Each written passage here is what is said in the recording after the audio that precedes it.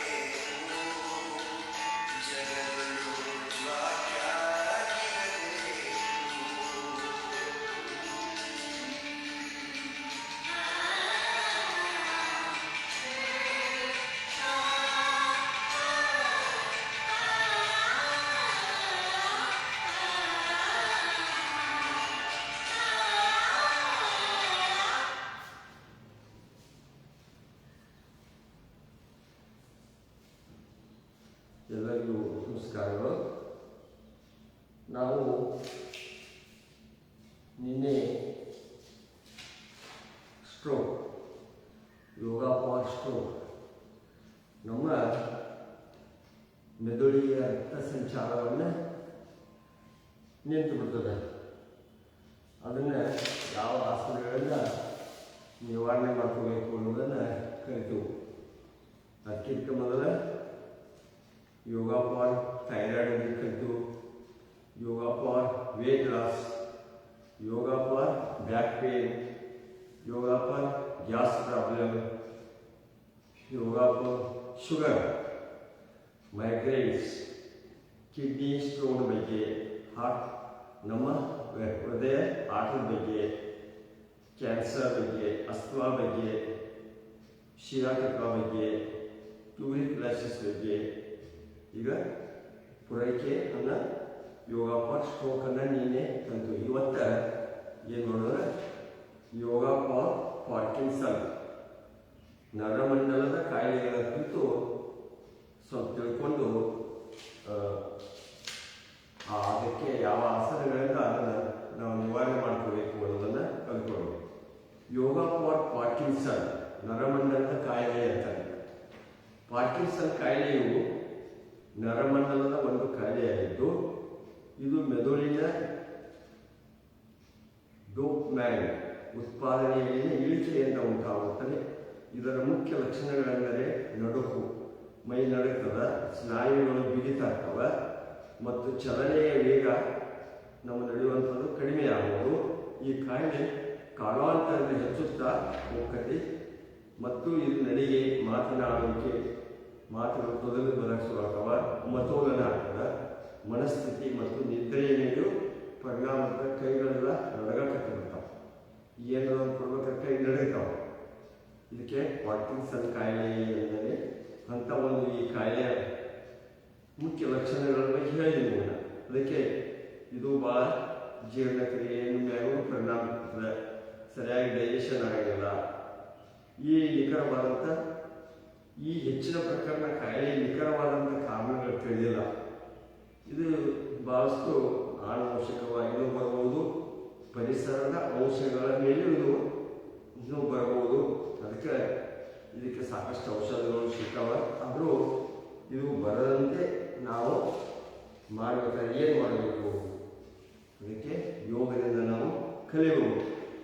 ಈ ಪಾರ್ಕಿನ್ಸನ್ ಕಾಯಿಲೆ ಅನ್ನ ಕೈ ಮಾಡಿ ನಡೆಸುತ್ತೆ ಅಂತ ಹೇಳಿದ್ದು ಅನೇಕ ಇದು ಮತ್ತೆ ಇದು ಹಂಗೆ ಕಡಿಮೆ ನಾವು ಮಾಡ್ಕೊಳ್ಳಿಲ್ಲ ಅಂತಂದ್ರೆ ಹೆಚ್ಚು ಜೀವನದ ಮೇಲೆ ಪರಿಣಾಮವನ್ನು ಬರ್ತದೆ. ನಡಿಗೆ ಬಂದಾಗ್ತದೆ, ಡೈಜೆಷನ್ ಚೆನ್ನಾಗಿರೋದಿಲ್ಲ, ಊಟ ಹೋಗೋದಿಲ್ಲ, ಆಮೇಲೆ ಕೈ ನಡಗಾಕತ್ತವ, ಶರೀರ ನಡಗಾಕತ್ತದ. ಅದಕ್ಕೆ ಈ ಯೋಗದಿಂದ ನಾವು ಮುಕ್ತವನ್ನು ಮಾಡ್ಕೋಬೋದು. ಈ ರೋಗವನ್ನು ನಿವಾರಣೆ ಮಾಡ್ಕೋಬೇಕಂದ್ರೆ ಈ ಯಾವ್ಯಾವ ಆಸನಗಳನ್ನು ಮಾಡ್ಕೋಬೇಕಂತಂದ್ರೆ, ಮೊದಲನೇದು ತಾಡಾಸನ.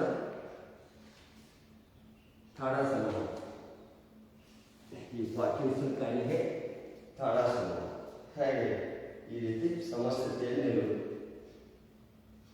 ಸಮಸ್ಥಿತಿಯಲ್ಲಿ ಕೈಗಳನ್ನು ಈ ರೀತಿ ಲಾಕ್ ಮಾಡೋದು. ಈ ರೀತಿ ಮುಂದುಗಡೆ ಮಾಡಿ ನಿಧಾನವಾಗಿ ಇದಕ್ಕೆ ನಮ್ಮ ಎರಡೂ ಕೈಗಳನ್ನು ಮೇಲ್ಗಡೆ ಎತ್ತಬೇಕು. ನಮ್ಮ ದೃಷ್ಟಿ ಎದುರುಗಡೆ ಇರಬೇಕು.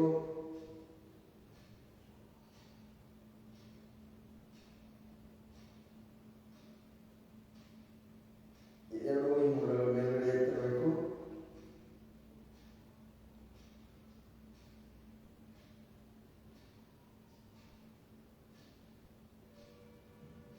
ಈ ರೀತಿ 2-3 ಸಲ ಇದನ್ನ ಮಾಡೋದು. ಸುಮಾರು 5-6 ಆಸನ ಮಾಡಿದರೆ ಸಾಕು.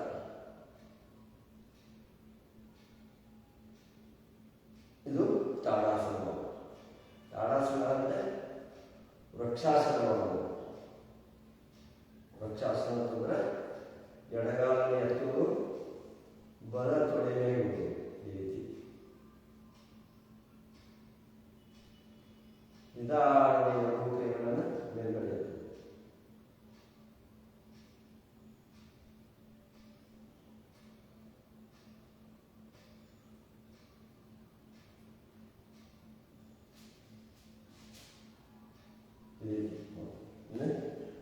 ಬಲ ತೊಡೆಯನ್ನು ಎಡ ತೊಡೆಯ ಮೇಲೆ ಬಲ ತೊಡೆಯನ್ನು ಎತ್ತುವುದು.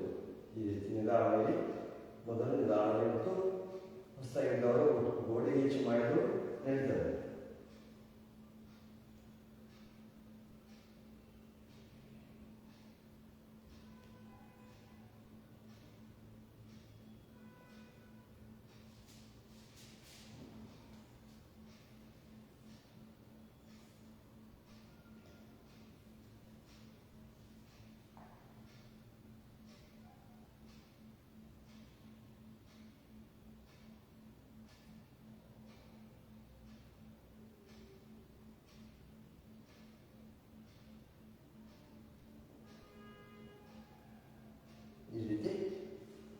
ವೃಕ್ಷಾಸನ ಮಾಡಬಹುದು.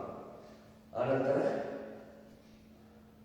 ಪಾದಹಸ್ತಾಸನಗಳು ಈ ರೀತಿ ಸಮಸ್ಥಿತಿಯಲ್ಲಿರೋದು. ಏಕ್ ದೋ ಈ ರೀತಿ ಕೈಗಳನ್ನು ಮುಂದುಗಡೆ ಚಾಚು. ನಿಧಾನವಾಗಿ ಇದು ಪಾರ್ಕಿನ್ಸನ್ ನರಮಂಡಲದ ಕಾಯಿಲೆಗೆ ಈ ಆಸನ ಮಾಡಬೇಕು. ನಾವು ಕಾಲು ನೇರವಾಗಿರಬೇಕು. ನಡುವಿನ ಮೇಲಿನ ಭಾಗ ಬಗ್ಗೆ ಇರಬೇಕು.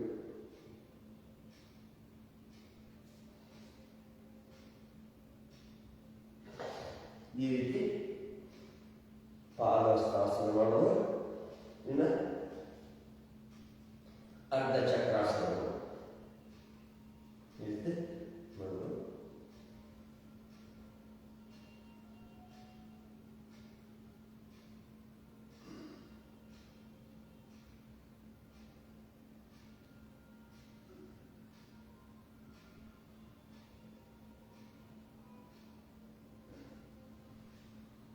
ಆಮೇಲೆ ಹನುಮಾನಾಸನ ಮಾಡ್ಬೋದು, ವೀರಭದ್ರಾಸನ ಮಾಡ್ಬೋದು. ಈ ರೀತಿ ಕೈಗಳನ್ನು ಆಮೇಲೆ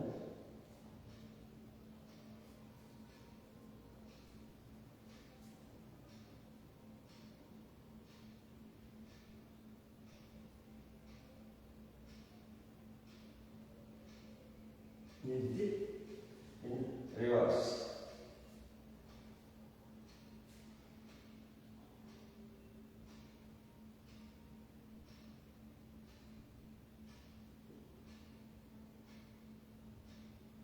ಈ ರೀತಿ ಹನುಮಾನಾಸನ ವೀರಭದ್ರಾಸನ ಮಾಡಬಹುದು. ಇನ್ನು ಕುಳಿತು ಮಾಡುವಂಥ ಆಸನಗಳನ್ನು ಮಾಡೋಣ.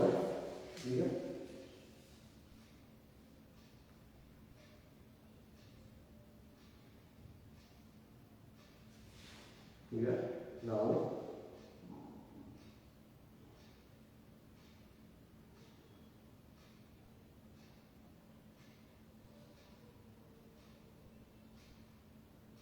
ಈಗ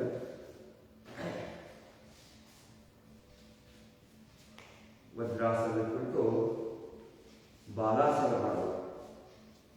ಹೇಗಂತಂದ್ರೆ ಈ ರೀತಿ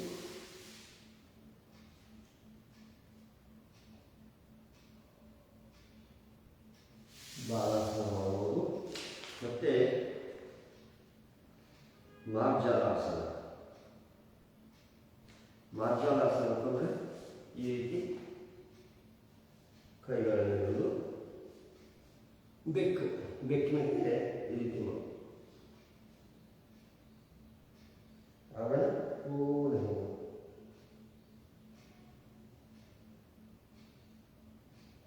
ಇವೆಲ್ಲ ಪಾರ್ಕಿನ್ಸನ್ ರೋಗಕ್ಕೆ ನರಮಂಡಲದ ಕಾಯಿಲೆ.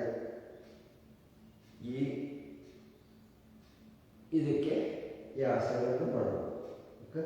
ಮಾರ್ಜಾಲಾಸನ ಈ ರೀತಿ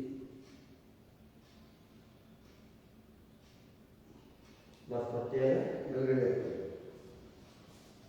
ಆಮೇಲೆ ಪದ್ಮಾಸನ ಕುಳಿತು ಪದ್ಮಾಸನ ಕೂಡಿ ವಜ್ರಾಸನ ಕೂರಿಸಿ ಅಥವಾ ನಿಮಗೆ ಯಾವ ಅಥವಾ ಸುಖಾಸನ ಕುಂತು ಪರ್ವತಾಸನ.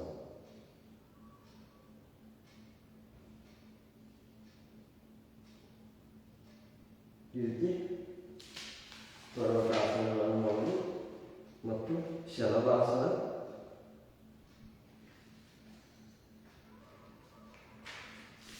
ಈಗ ಶಲಭಾಸನ ಈ ರೀತಿ ಕೈಗಳನ್ನು ತೊಡೆಯ ಕೆಳಗಡೆ ಇಟ್ಟುಕೊಂಡು ಒಂದೊಂದು ಕಾಲನ್ನು ಎತ್ತು. ಈಗ ಎರಡೂ ಕಾಲುಗಳೆತ್ತು.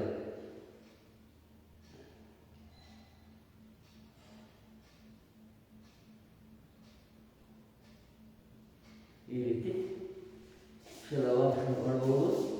ಮತ್ತೆ ಉತ್ಥಾನ ಪಾದಾಸನ ಮಾಡಬಹುದು. ಈ ರೀತಿ ಮಾಡಿಕೊಂಡು ಉತ್ಥಾನ ಪಾದಾಸನ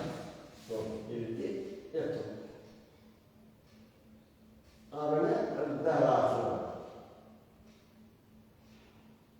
ಈ ರೀತಿ ಆಮೇಲೆ ಪೂರ್ಣ ಹಲಾಸನ.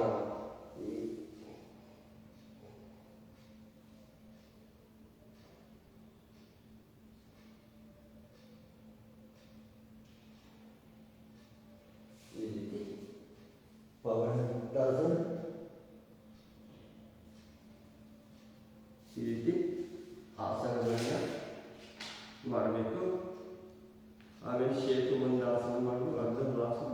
ಇನ್ನು ಮರ್ಕಟಾಸನ. ಮರ್ಕಟಾಸನ ಅಂತಂದರೆ ಎರಡು ಕಾಲುಗಳನ್ನು ಈ ರೀತಿ ಕೂಡಿಸಿ ಎರಡೂ ಕೈಗಳು ಈ ರೀತಿ ಇರಬೇಕು. ಈ ರೀತಿ ಮರ್ಕಟಾಸನ ಈ ರೀತಿ ಇರಬೇಕು. ಬಲಗಡೆ ಕಾಲುಗಳನ್ನು ತಿರುಗಿದಾಗ ಕುತ್ತಿಗೆ ಎಳೆದಿರುತ್ತದೆ.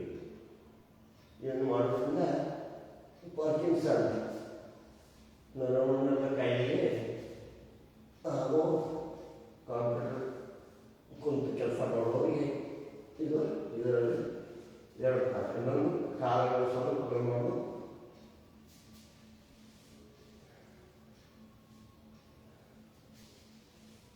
ಇನ್ನು ಕಾಲುಗಳನ್ನು ಪೂರ್ಣವಾಗಿ ಚಾಚಿದ ನಂತರ ಈ ಕಾಲನ್ನು ಇಲ್ಲಿ ಹಿಡ್ಕೊಂಡು ಮರ್ಕಟಾಸನ. ಇದು ಮೂರನೇ ಪ್ರಕಾರ ಮರ್ಕಟಾಸನ. ಈ ರೀತಿ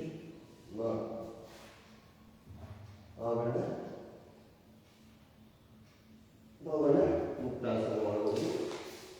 ಈ ರೀತಿ ಈ ಸೇತುಬಂಧಾಸನ ಸೇತುಬಂಧಾಸನ ಈ ರೀತಿ ಮಾಡ್ಕೋಬೇಕು. ಪೂರ್ಣ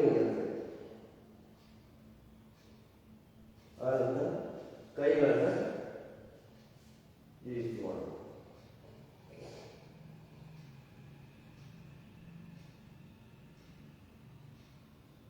ಇದು ಸೇತುಬಂಧಾಸನ. ಈ ರೀತಿ ಆಸನಗಳನ್ನು ಯಾವ್ಯಾವ ಆಸನಗಳನ್ನು ಮಾಡಬೇಕು ಅಂತಂದ್ರೆ ತಾಡಾಸನ, ವೃಕ್ಷಾಸನ, ಆದಹಸ್ತಾಸನ, ವೀರಭದ್ರಾಸನ, ಅರ್ಧ ಚಕ್ರಾಸನ, ಬಾಲಾಸನ, ಪರ್ವತಾಸನ, ಆಮೇಲೆ ಮಾರ್ಜಾಲಾಸನ, ಆಮೇಲೆ ಅಧೋಮುಖ ಶ್ವಾನಾಸನ ಮಾಡ್ಬೋದು, ಶಲವಾಸನ ಮಾಡ್ಬೋದು, ಉತ್ಥಾನ ಪಾದಾಸನ, ಅರ್ಧ ಹಲಾಸನ, ಮರ್ಕಟಾಸನ, ಸೇತುಬಂಧಾಸನ. ಇನ್ನು ಪ್ರಾಣಾಯಾಮಗಳನ್ನು ಮಾಡಬೇಕು. ಪ್ರಾಣಾಯಾಮಗಳು ಯಾವ್ಯಾವ ಅಂತಂದ್ರೆ ಒಂದನೇದು ಭಸ್ತ್ರಿಕಾ ಪ್ರಾಣಾಯಾಮ. ಉಸಿರನ್ನು ಬಾಯೋ ಮಾಡಿ ಎದೆಯ ಭಾಗನ ಉಸಿರನ್ನು ತೆಗೆದುಕೊಳ್ಳೋದು.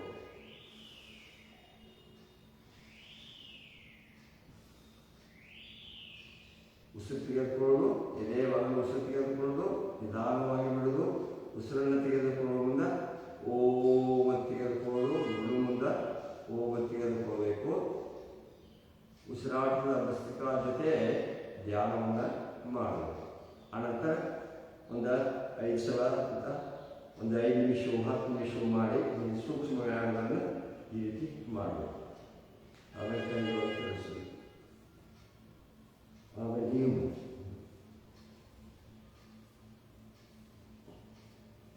ಆ ರೀತಿ ಚೇಂಜಸ್ ಇಲ್ಲ.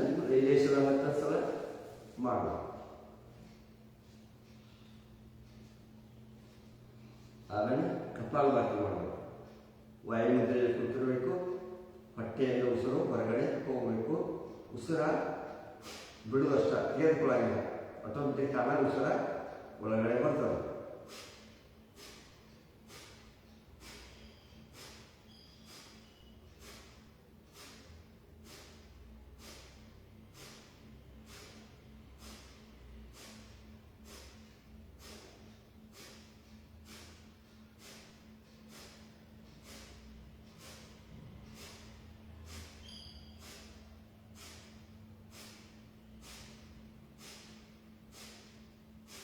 ಇದಾದ ನಂತರ ಮತ್ತೆ ಸೂಕ್ಷ್ಮ ವ್ಯಾಯಾಮಗಳನ್ನು ಈ ರೀತಿ ಮಾಡಬೇಕು.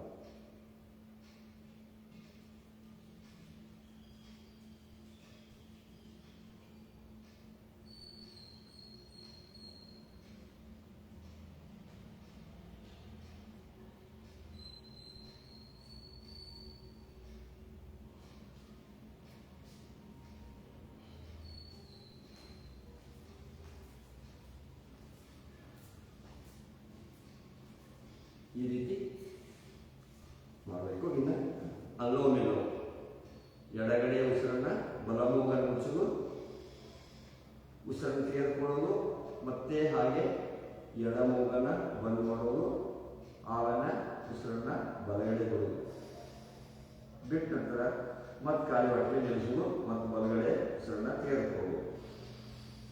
ಅದಕ್ಕೆ ಪೂರಕ, ಕುಂಭಕ, ರೇಚಕ, ಬಾಹ್ಯ ಕುಂಭಕ ಆ ಥರ ಈ ರೀತಿ ಉಸಿರಾಟವನ್ನು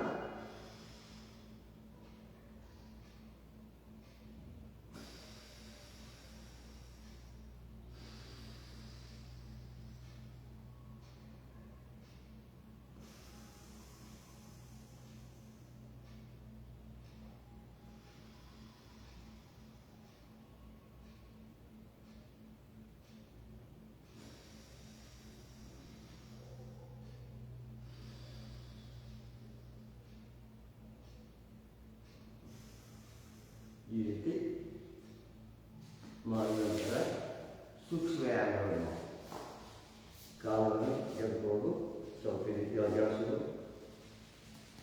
ಆಮೇಲೆ ರೊಟೇಟ್ ಮಾಡೋದು, ಆಮೇಲೆ ಹೀಗೆ ತಿರುಗಿಸೋದು, ಪಾದಗಳಿಂದ ಮುಂದೆ ಮಾಡೋದು, ಬಲಗಳನ್ನು ನಡೆಸೋದು, ಆಮೇಲೆ ಬಟರ್ಫ್ಲೈ ಮಾಡೋದು,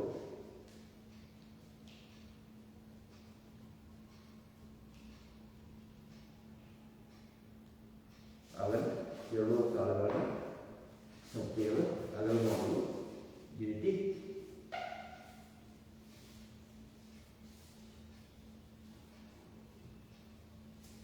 ಆಮೇಲೆ ಕೈಗಳನ್ನು ಈ ರೀತಿ ಇಟ್ಕೊಂಡು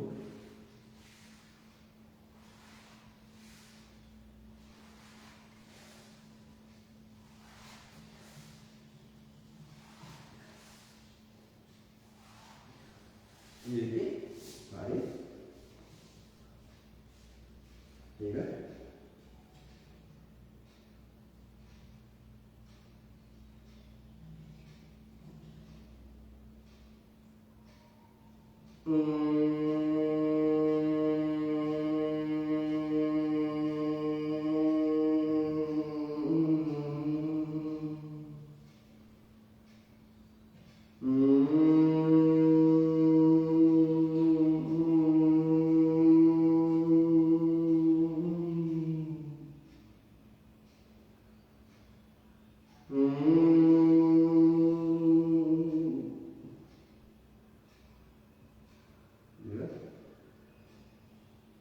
ಉದ್ಗೀತ ಓಂಕಾರವನ್ನು ಮಾಡೋಣ. ಉಸಿರನ್ನು ಧ್ಯಾನದಲ್ಲಿ ಕೂತ್ಕೊಳ್ಳಿ, ಧ್ಯಾನದಲ್ಲಿ ಕೂತ್ಕೊಳ್ಬೇಕು. ಬೆನ್ನು ನೇರವಾಗಿರಬೇಕು, ಕುತ್ತಿಗೆ ನೇರವಾಗಿರಬೇಕು. ಉಸಿರನ್ನು ತೆಗೆದುಕೊಳ್ಳಿ.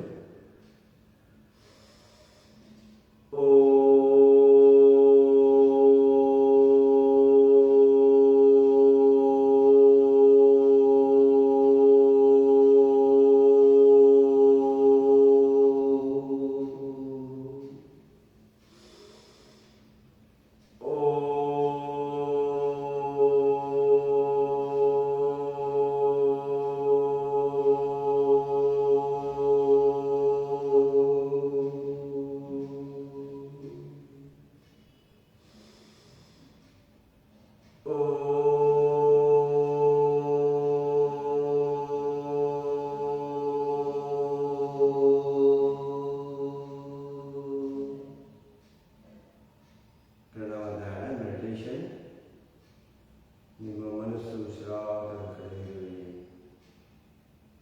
ಮನಸ್ಸಿನ ಯಾವುದೇ ವಿಚಾರಗಳನ್ನು ತರಬೇಡಿ. ಶುಭ ನುಡಿಯುವ ನಾಲಿಗೆ, ಒಳ್ಳೆಯದನ್ನೇ ಕಾಣುವ ಕಣ್ಣುಗಳು, ಸತ್ಯವಾದನ್ನೇ ಕೇಳುವಂಥ ಕಿವಿಗಳು ಸದಾ ನಮ್ಮ ಪ್ರಾರ್ಥನೆಯ ತಿರುಳಾಗಬೇಕು.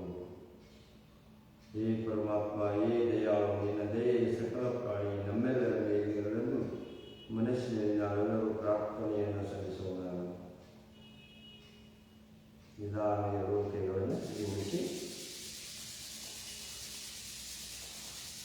ಕೈಗಳನ್ನು ಉಜ್ಜಿ ನಿಧಾನವಾಗಿ ನಿಮ್ಮ ಶರೀರದಿಂದ ಅನಿಸಿ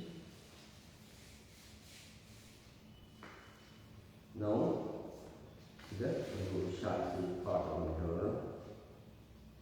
ಯೋಗೇನ ಚಿತ್ತಸ್ಯ ಪದೇನ ವಾಚಾಂ ಮಲಂ ಶರೀರಸ್ಯ ಚ ವೈದಿಕೇನ ಯೋಪಾಕರೋತಂ ಪ್ರವರಂ ಮುನೀನಾಂ ಪತಂಜಲಿಂ ಪ್ರಾಂಜಲಿರಾನತೋಸ್ಮಿ. ಓಂ ಶಾಂತಿ ಶಾಂತಿ ಶಾಂತಿ.